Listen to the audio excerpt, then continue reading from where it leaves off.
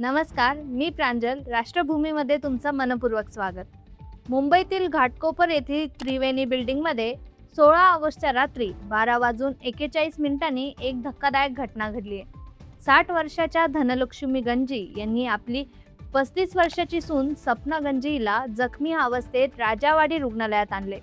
सपना दारूच्या नशेत होती आणि बाथरूममध्ये पाय घसरून पडल्यामुळे तिचा मृत्यू झाला असा बनाव सासूने पोलिसांसमोर रचला. परंतु पोलिसांनी जेव्हा मृतदेहाचा पंचनामा केला तेव्हा सपनाच्या डोक्याच्या डाव्या बाजूला गंभीर जखम तर होतीच, शिवाय गळ्याभोवती काळे निळे स्पष्ट वनही दिसून आले. अपघाताच्या कहाणीत गळ्यावर असे वन असणे अशक्य असल्याने पंतनगर पोलिसांनी क्षणाचाही विलंब न करता हत्येचा संशय व्यक्त करत तपासाचे चक्र वेगाने फिरवले.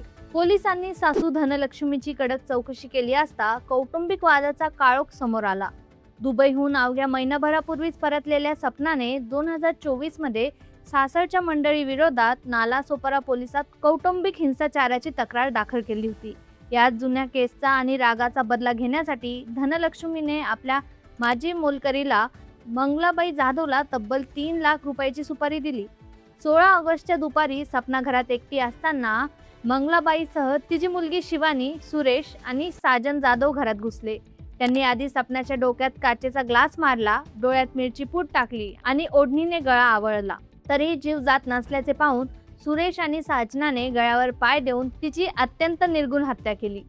हत्या केल्यानंतर आरोपींनी मृतदेह बाथरूममध्ये ठेवून अपघात झाल्याचा बनाव रचण्याचा प्रयत्न केला.